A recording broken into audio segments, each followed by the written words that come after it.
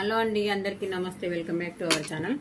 మనం blouse stitch చేసినాక shape belt stitch చేసేటప్పుడు ఇట్లా వేస్తే బాగుంటుందా, ఇట్లా వేస్తే బాగుంటుందా?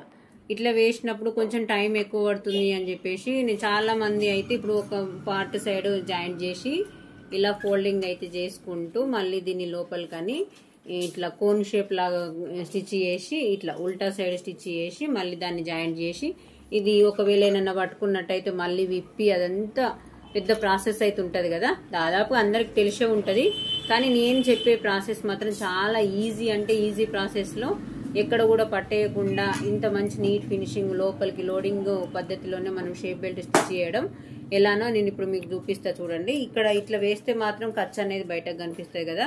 ఇట్లాంటి పట్టు సారీస్ కైనా ఎట్లాంటి బ్లౌజ్లకైనా కానీ మనం ఇట్లా లోడింగ్ పద్ధతిలో వేసినట్టయితే పర్ఫెక్ట్ గా ఉంటది. బ్లౌజ్ ఎక్కడ కూడా కుచ్చుకోకుండా ఉంటది. మనది దాదాపుగా అంతా మొత్తము లోడింగ్ పద్ధతిలోనే ఉంటది కాబట్టి పైపింగ్ వేసినా ఇట్లా వేసినా ఇక్కడ షేప్ బెల్ట్ దగ్గర మాత్రం ఖర్చులు అనేటివి కనిపిస్తే కొంచెం ఇరిటేట్ అయితే అవుతారు కదా కస్టమర్స్. అట్లా కాకుండా నార్మల్ అని ప్రతి బ్లౌజ్ అయితే ఇదైతే మెజర్మెంట్ బ్లౌజ్ అండి. వాళ్ళు తీసుకొచ్చుకున్న దానిలా కాకుండా మన స్టైల్లో మనం స్టిచ్ చేసే విధానంగా చేద్దామని చెప్పేసి స్టార్ట్ చేసిన మీకు చూపిద్దామని చెప్పేసి నేను షేప్ బెల్ట్ రెడీ చేసి పెట్టుకున్నా ఆల్రెడీ.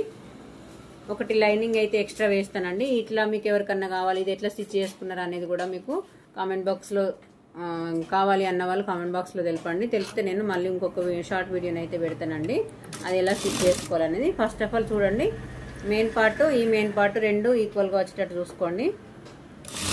చాలా ఈజీ, అంటే ఈజీ ప్రాసెస్ అండి. ఇది ఒక చిన్న టిప్స్ తోటి మనము బ్లౌజ్ పర్ఫెక్ట్గా నీట్ ఫినిషింగ్గా ఇవ్వడానికి కస్టమర్స్కి ఆకట్టుకునే విధానంగా స్టిచ్ చేసినట్టయితే, ఆకట్టుకోవడం కాదండి పర్ఫెక్ట్గా ఇవ్వాలి, అలానే బ్లౌజ్ చూడంగానే అందంగా కనిపించాలి కదా, అలా స్టిచ్ చేయండి. ఇలానైతే చూడండి, నేను ఒక ఖర్చు కోసం మనం ఎంతైతే పట్టుకుంటామో అంతవరకు లోపలికి ఇలా డైరెక్ట్ ఫోల్డ్ చేసేయండి.